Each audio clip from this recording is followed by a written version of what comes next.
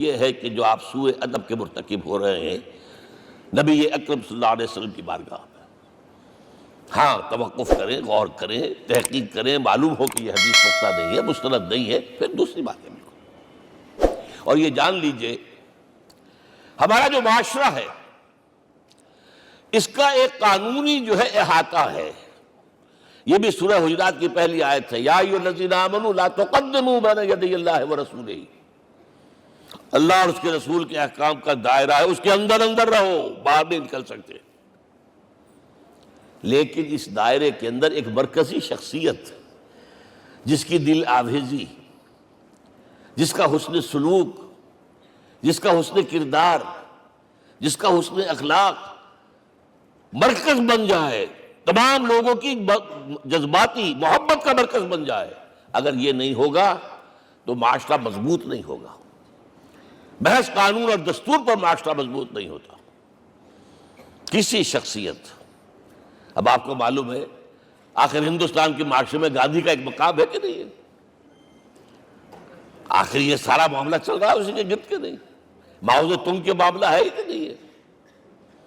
یہ سارا معاملہ دنیا میں عام لوگ کہہ دیتے، ریشنلسٹ لوگ، کہ ان چیزوں کی کیا ضرورت ہے؟ بھئی قانون دیکھنا چاہیے، دستور دیکھنا چاہیے، حکم دیکھنا نہیں بھائی، جذباتی وابستگی کہ ایک ہستی تو ایسی ہو کہ جس کے کچھ کہنے پر فوراً زبانیں بند ہو جائیں۔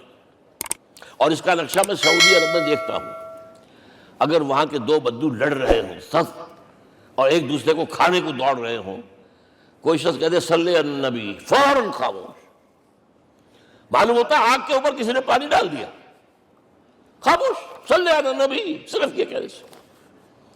یہ جذباتی وابستگی اگر محمد سے نہیں ہے صلی اللہ علیہ وسلم تو آپ کا معاشرہ کبھی مضبوط نہیں ہوگا۔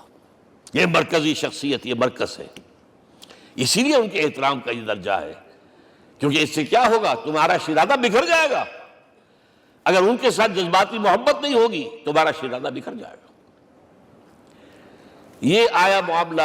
اب میں آپ کو بتانا چاہتا ہوں تہذیب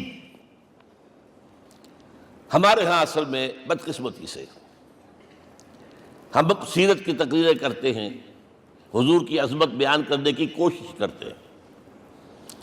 کچھ لوگ تو خیر حضور کی زلفیں ہیں، حضور کی آنکھیں ہیں، حضور کی کملی ہے، حضور کا سایہ نہیں تھا وغیرہ، یہ باتیں اپنی جگہ ہیں، ہر چیز ٹھیک ہے، لیکن یہ جان لیجئے حضور کی اصل عظمت ایک نبی اور رسول کی حیثیت سے ہے، اور وہ شے وہ ہے جہاں جبرائیل کے بھی پر جل رہے ہیں، اس کی حقیقت کون جانتا ہے؟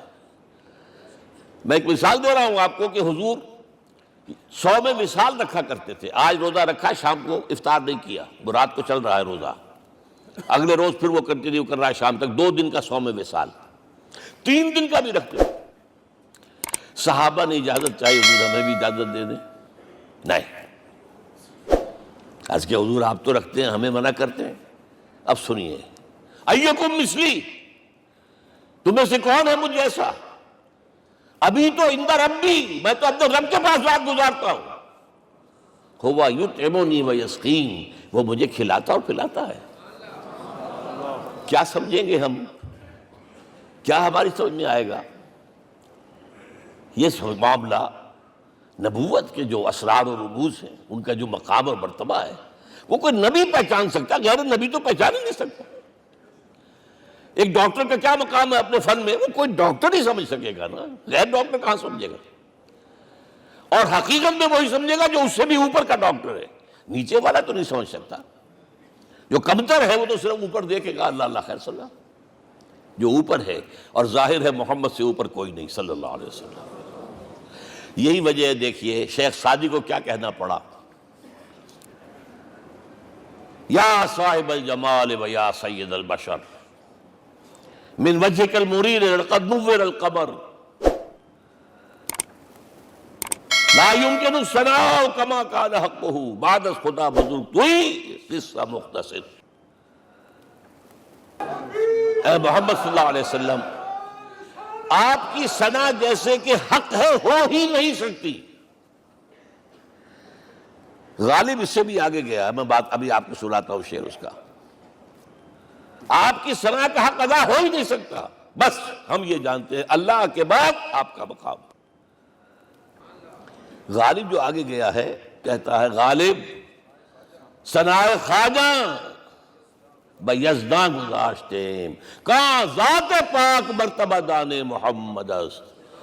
اے غالب ہم نے تو حضور کی ثنا تو اللہ کے حوالے کر دی ہے، اس لیے کہ وہی ذات پاک جانتا ہے مرتبہ محمد کا کیا ہے صلی اللہ علیہ وسلم. ہم بیان کرنے کی کوشش کریں گے تو توہین کر بیٹھیں گے. ایک لطیفہ ہے، ایک بیچارہ کوئی دیہاتی کہیں پھنسا ہوا تھا کسی جگہ، تھکا ہوا چل رہا تھا، ڈپٹی کمشنر صاحب جا رہے تھے، کار میں بٹھا لیا. اب اس نے کہا پتر تینوں اللہ پٹواری کرے. اب اس غریب کے جو ہے اس کے ذہن میں تو پٹواری سے اوپر تو کچھ ہے ہی نہیں. اس کے قلم سے جو ہے ادھر کا انتقال ادھر ہو گیا، ادھر کی زمین ادھر چلی گئی. تو ڈی سی کو وہ تعریف کر رہا ہے اپنے سمجھ کے مطابق پٹواری کرے. تو ہم کہیں پٹواری والا معاملہ نہ کریں. ہاں ایک پہلو ایسا ہے جس کے حوالے سے حضور کی عظمت ہماری سمجھ میں آئے گی. حضور ایک انسان کی حیثیت سے کیا تھے، ایک باپ کی حیثیت سے آپ کا کیا طرز عمل تھا. ذرا یاد کیجئے جگر گوشہ رسول حضرت فاطمہ بطول رضی اللہ تعالیٰ عنہ وہ حاضر ہوتی. ابا جان دیکھیے چکی پیس پیس کر یہ گھٹے پڑ گئے میرے ہاتھ میں، کہ کنویں سے پانی لاتی ہوں مشکیزیں کہ یہاں پر بندیاں پڑ گئی. حضور اب تو عام لوگوں پر بھی آسانیاں ہیں، لوگوں کے ہاں غلام آ گئے ہیں، کنیزیں آ گئی ہیں، مال و دولت آ گئی ہے. مجھے بھی کوئی غلام کنیز عطا ہو جائے. اور آپ کو معلوم ہے یہ لخت جگر نور چشم محمد کی سب سے پیاری بیٹی صلی اللہ علیہ وسلم، کوئی شک نہیں اس میں، فاطمہ کیا بیتی ہوگی حضور کے قلب پر. لیکن فرمایا کیا بیٹی یہ دنیا کی چیزیں ہماری لیے نہیں ہیں، میں تمہیں اس سے بہتر شے دیتا ہوں. تسبیح فاطمہ ہر نماز کے بعد 33 مرتبہ سبحان اللہ، 33 مرتبہ الحمدللہ، 33 مرتبہ اللہ اکبر کہہ لیا کرو. لیکن سوچ لیجئے دل پر کیا گزری ہوگی صلی اللہ علیہ وسلم. حضرت عائشہ سے پوچھئے، حضرت خدیجہ سے پوچھئے حضور کیسے شوہر تھے. آپ سے زیادہ خواتین کے حق میں نرم، گھر کے کام کا جھاڑو دے رہے ہیں، کپڑے جو ہیں بوسیدہ انہیں سی رہے، گھر میں بیٹھے ہوئے یہ کام کرتے تھے. بہرحال ایک بات میں آپ سے عرض کروں، آپ انسان کی جس حیثیت کا بھی ذہن میں تصور کریں گے وہ ساری حیثیتیں محمد میں موجود ہیں صلی اللہ علیہ وسلم. محمد حاکم کی حیثیت سے بھی ہیں، محمد سب سالار کی حیثیت سے بھی ہیں، محمد قاضی القضات بھی ہیں، محمد ہیڈ آف دی اسٹیٹ بھی ہیں،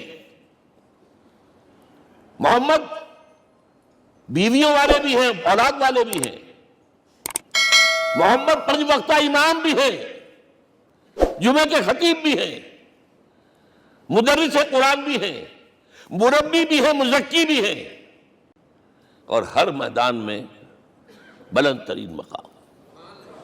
کوئی ایسی جامع شخصیت ملے گی؟ ہمارے ہاں تو حال یہ ہے کہ جو خطیب صاحب ہوتے ہیں وہ 5 وقتہ نماز کیسے پڑھا سکتے ہیں؟ ان کا تو اونچا مقام ہے. 5 وقتہ نماز کے لیے تو علیحدہ چاہیے امام آپ کو. اور وہاں بھی ایک امام سینئر ہوگا وہ عشاء مغرب اور فجر پڑھائے گا، ایک جونیئر ہوگا بیچارہ وہ جو خاموش نماز ہے وہ پڑھائے گا. 5 وقتہ نماز پڑھا رہے ہیں محمد صلی اللہ علیہ وسلم، اور خطیب بھی وہی ہے.